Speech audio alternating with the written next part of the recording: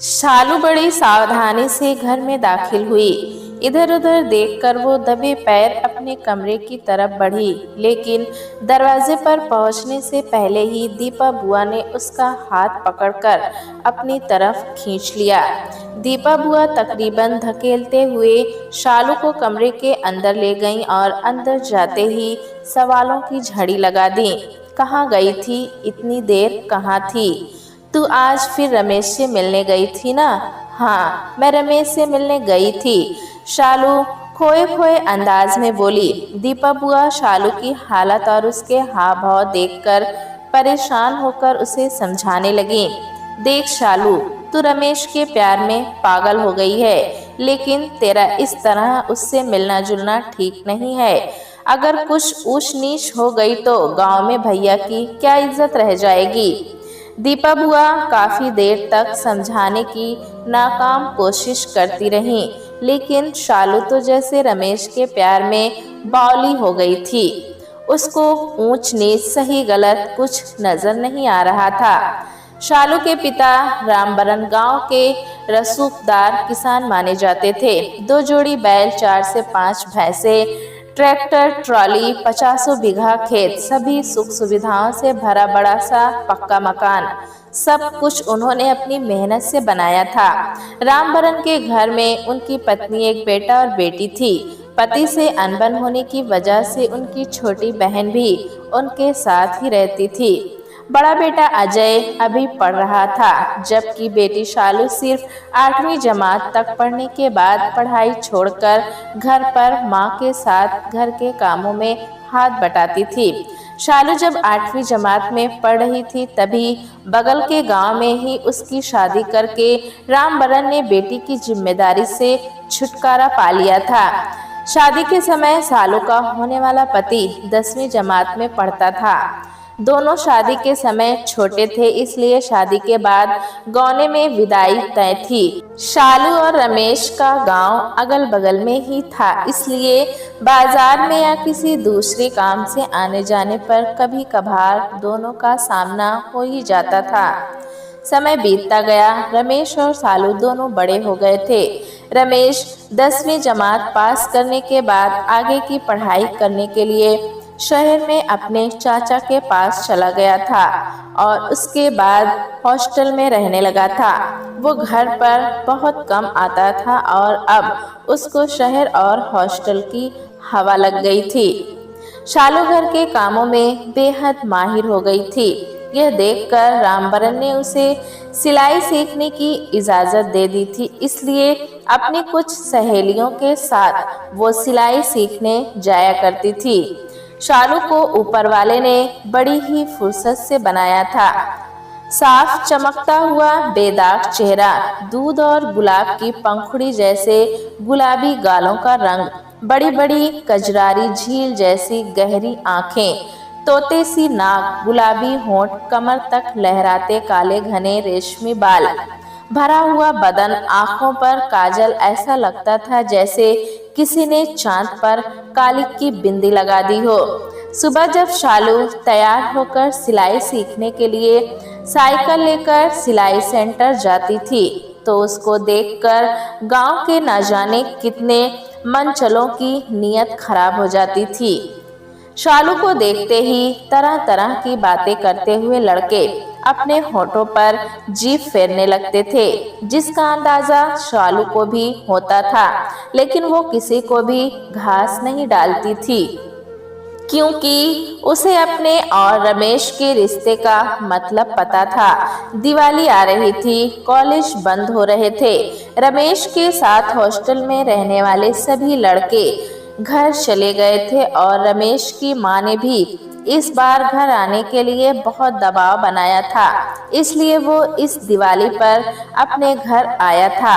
अगले दिन रमेश गांव के दोस्तों के साथ एक पान की दुकान पर खड़ा था, तभी बगल से शालू साइकिल लेकर निकली। रमेश ने जब उसे देखा तो उसे देखता ही रह गया। एक पल को तो उसे लगा जैसे आसमान से कोई परी जमीन पर आ गई है, लेकिन थोड़ी ही देर बाद उसे लगा कि ये चेहरा कुछ जाना पहचाना सा है। वो उसे याद करने की कोशिश करने लगा कि इसे कहाँ देखा है, लेकिन काफी दिन बीत जाने व कोई मेल जोल न होने की वजह से याद नहीं आ रहा था। शालू की तरफ एक टक निहारते देख उसके दोस्त ने कुहनी मारी और बोला, क्या रमेश भाई, भाभी को देखकर कहाँ खो गए? रमेश अचकचा कर बोला, अरे कहीं नहीं यार। कौन भाभी? किसकी भाभी? तब रमेश के दोस्त ने उसे बताया कि वो जिस हसीना को इतने गौर से देख रहा था वो उसकी ही बीवी शालू है। दोस्त के मुंह से ये सुनकर रमेश का मुंह खुला का खुला रह गया। वो शालू की खूबसूरती व गदराया बदन देखकर हैरान रह गया था। अब उसको एक एक पल काटना भारी पड़ने लगा था। जैसे तैसे रात कटी तो सुबह सुबह रमेश ने किसी तरह जुगाड़ लगाकर शालू को मिलने के लिए संदेशा भिजवाया। संदेशा सुनकर शालू सोच में पड़ गई थी, क्योंकि इस संदेशे में रमेश ने मिलने को कहा था, लेकिन वो सोच रही थी कि अगर रमेश से मिलते हुए किसी ने देख लिया तो बदनामी होगी, और अगर न मिलने गई तो रमेश के नाराज होने का डर था। शालू का मन भी रमेश से मिलने के लिए बेताब था। डरते डरते शालू ने आने का वादा कर लिया।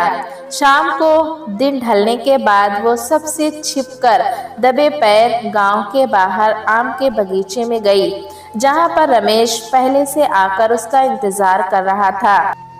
गांव वाले बगीचे में गन्ने की सूखी पत्तियों व पुआल का ढेर लगाकर रखते थे। दोनों उसी की ओट में बैठकर बाहों में बाहें डाले बातें करने लगे। थोड़ी देर रमेश के साथ गुजार कर शालू घर वापस आ गई।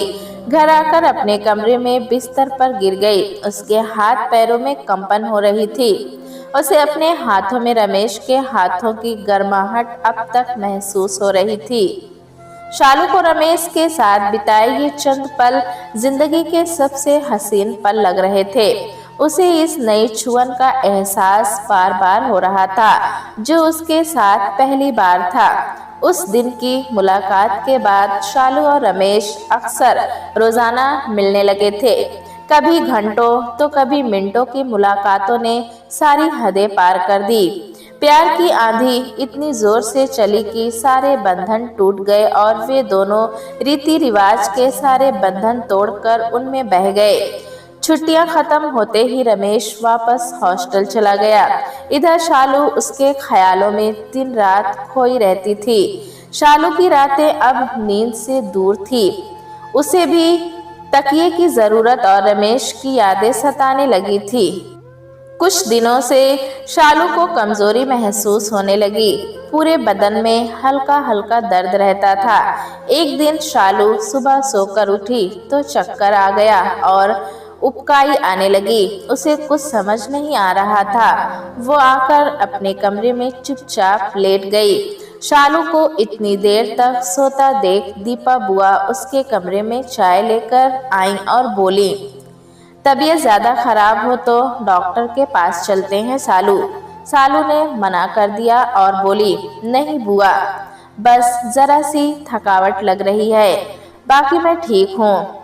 दीपा बुआ बोली, ठीक है फिर चाय पी लो, आराम कर लो, फिर बाजार चलते हैं, कुछ सामान लेकर आना है। शालू चाय पीने लगी तो उसे फिर से उबकाई आने लगी। वो भागकर बाहर गई और उसे उल्टियां आनी शुरू हो गईं। दीपा बुआ उसे उल्टी करते देख परेशान हो गई और शालू से पूछने लगी, शालू सच सच बता, तुझे ये सब कब से हो रहा है? कहीं तू पेट से तो नहीं है? शालू बोली, अरे नहीं बुआ, पेट में गैस बनी होगी, बस इसलिए उल्टी हो रही है, ऐसा कुछ भी नहीं है। दीपा बुआ का दिल नहीं माना। वे शालू को लेकर नजदीक के सरकारी अस्पताल में गईं तो पता चला कि शालू सच में पेट से थी। यह सुनकर दीपा बुआ सन्न रह गईं। घर आकर दीपा बुआ शालू को झकझोरते हुए पूछने लगी, ये क्या किया शालू तूने? कहा था कि तेरा अभी गौना नहीं हुआ है, रमेश से मिलने मत जाया कर, कुछ ऊंच नीच हो गई तो क्या होगा, लेकिन तेरी अकल पर तो पत्थर पड़े थे। अब बता कि हम क्या करें। शालू सिर्फ रोए जा रही थी क्योंकि गलती तो उससे हुई ही थी, लेकिन अभी भी सुधर सकती थी।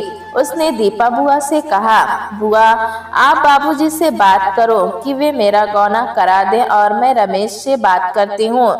मैं उसे बताती हूँ, वो जरूर कुछ करेगा। सुबह सब लोग चाय पी रहे थे, तब दीपा बुआ ने रामबरन से शालू के गौने की बात छेड़ी तो रामबरन बोले, हाँ मुझे भी पता है कि अब गौना निपटा देना चाहिए।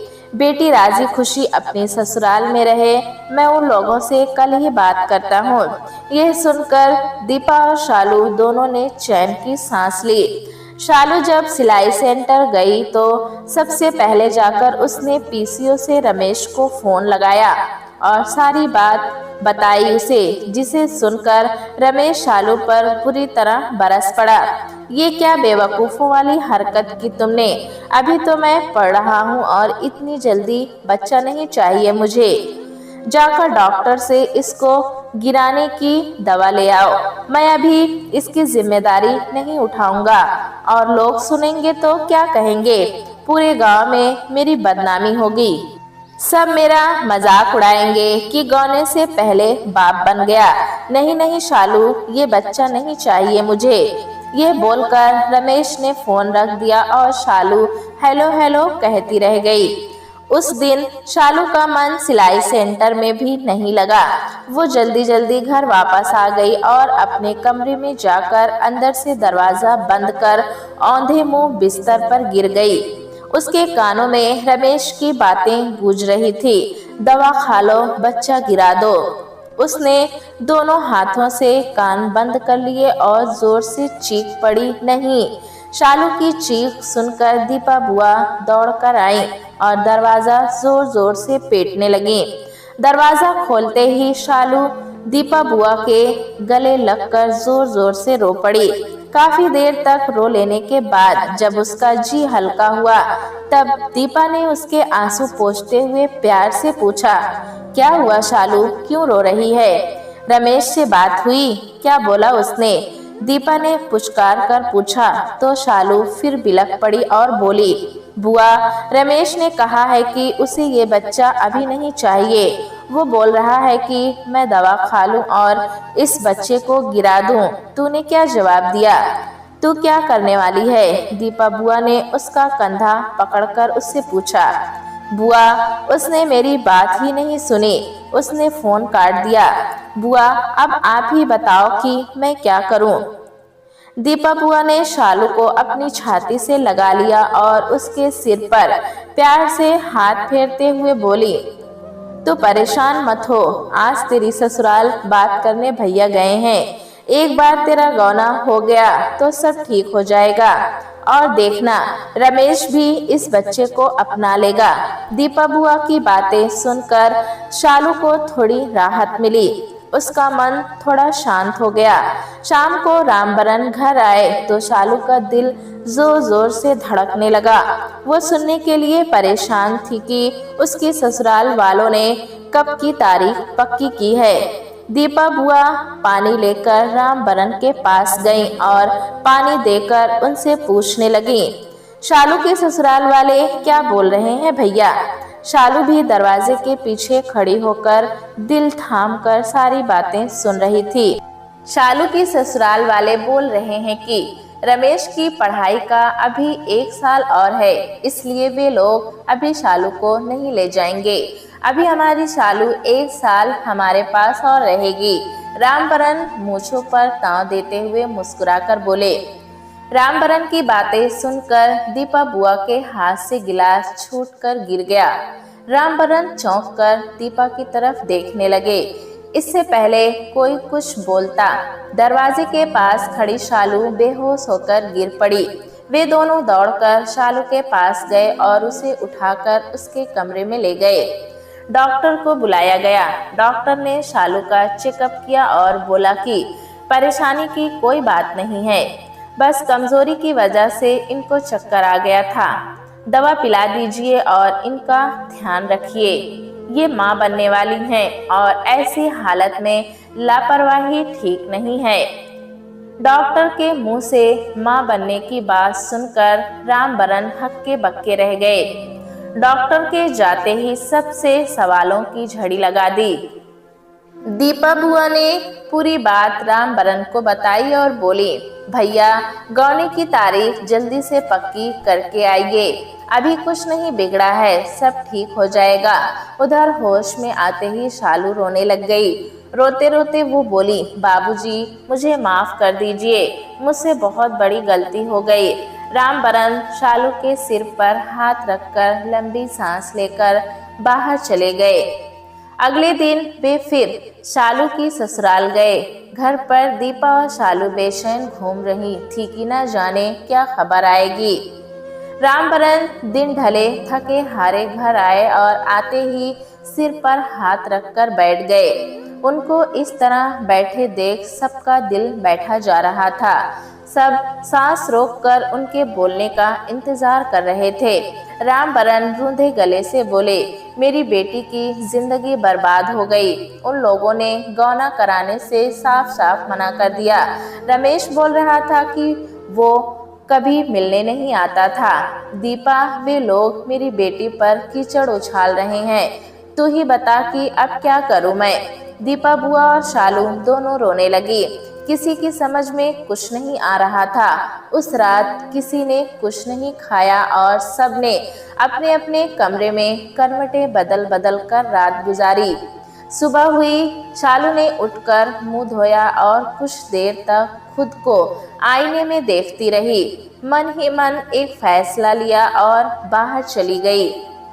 रामबरन बरामदे में बैठे थे और शालू उनके पैरों के पास जमीन पर बैठ गई और बोली, बाबूजी मुझसे एक गलती हो गई है, लेकिन इस बच्चे को मारने का पाप मुझसे नहीं होगा। मुझसे यह पाप मत करवाइए। रामबरन ने शालू का हाथ पकड़ लिया और बोले, बेटी क्या चाहती है तू बोल, मैं तेरे साथ हूँ। मैं तेरे लिए सारी दुनिया से लड़ने के लिए तैयार हूँ। रामबरन की बात सुनकर शालू बोली, बाबूजी इस नन्ही सी जान को मैं सारी दुनिया से लड़कर इस दुनिया में लाना चाहती हूँ और उस रमेश को नहीं छोड़ूंगी। अपने बच्चों को उसके बाप का नाम और हक दोनों दिलवाऊंगी। रमेश बुज़दिल हो सकता है, लेकिन मैं नहीं हूँ। मैं आपकी बेटी हूँ, हार मानना नहीं सीखा है। अपनी बेटी की बातें सुनकर रामबरन की आंखें भर आई। वे आंसू पोंछकर बोले, हाँ बेटी, मैं हर पल हर कदम पर तेरी लड़ाई में साथ हूँ। अगले दिन शालू और रामबरन दोनों जाकर वकील से मिले और उनको सारी बातें समझाई। वकील ने शालू को इतना बड़ा कदम उठाने के लिए सबसे पहले शाबाशी दी और बोले, बेटी तुम परेशान ना हो, हम ये लड़ाई लड़ेंगे और जरूर जीतेंगे। धीरे धीरे समय बीतने लगा।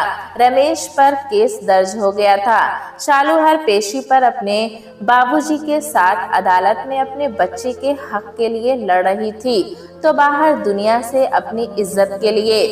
उसका बढ़ता पेट देखकर गांव वालों में कानाफूसी शुरू हो गई थी। लोग कई बार उसके मुंह पर बोल देते थे, देखो कितनी बेशर्म है, पहले मुंह काला किया, अब बच्चा जनेगी और केस लड़ेगी। शालू सारी बातें सुनकर अनसुना कर देती थी। समय बीतता गया और शालू ने समय पूरा होने पर एक खूबसूरत से बेटे को जन्म दिया। अदालत की तारीखें बढ़ रही थी और रामबरन का बैंक बैलेंस खत्म हो रहा था। खेत बेचने तक की नौबत आ गई थी, लेकिन बाप बेटी ने हिम्मत नहीं हारी, लड़ाई जारी रखी। वे कई सालों तक लड़ाई लड़ते रहे। एक दिन रामबरन को एक रिश्तेदार ने एक रिश्ता बताया। वे लोग शालू की सारी सच्चाई जानते थे, लेकिन जब तक केस खत्म नहीं हो जाता तब तक शालू अपनी जिंदगी के लिए कोई भी और फैसला लेने को तैयार नहीं थी। इधर रमेश और उसके घर वाले अदालत के चक्कर लगा लगा कर परेशान हो चुके थे। वे लोग चाहते थे कि समझौता हो जाए, शालू उनके घर आ जाए और वे बच्चे को भी अपना खून मानने के लिए तैयार थे। लेकिन शालू ने सख्ती से मना कर दिया और लड़ाई जारी रखी। आखिरकार शालू की ही जीत हुई। अदालत ने रमेश को सजा सुनाई और उसे जेल भिजवा दिया। वहीं उसे और उसके बेटे को रमेश की जायदाद में हिस्सेदारी भी दी गई। शालू ने हिम्मत दिखाकर अपना खोया हुआ मान सम्मान व अपने बेटे का हक सब वापस जीत लिया था। शालू इस जीत पर बेहद खुश थी। इधर शालू की शादी के लिए भी वे लोग जोर देने लग गए थे। एक दिन रामबरन ने शालू और योगेश की शादी करा दी। योगेश शालू को लेकर मुंबई चला गया। 1.5 साल बाद शालू और योगेश मुंबई से वापस आए तो शालू की गोद में 6 महीने की एक प्यारी सी बच्ची भी थी। शाम को रामबरन जब घर आए तो देखा कि आंगन में शालू और योगेश अपने दोनों बच्चों के साथ खेलने में मगन थे। वे अपनी बेटी के उचित फैसले पर मुस्कुराकर अंदर चले गए। प्यारे दोस्तों, कहानी कैसी लगी हमें कमेंट में ज़रूर बताएं। चैनल पे नए हैं तो एक लाइक और सब्सक्राइब करना ना भूलें।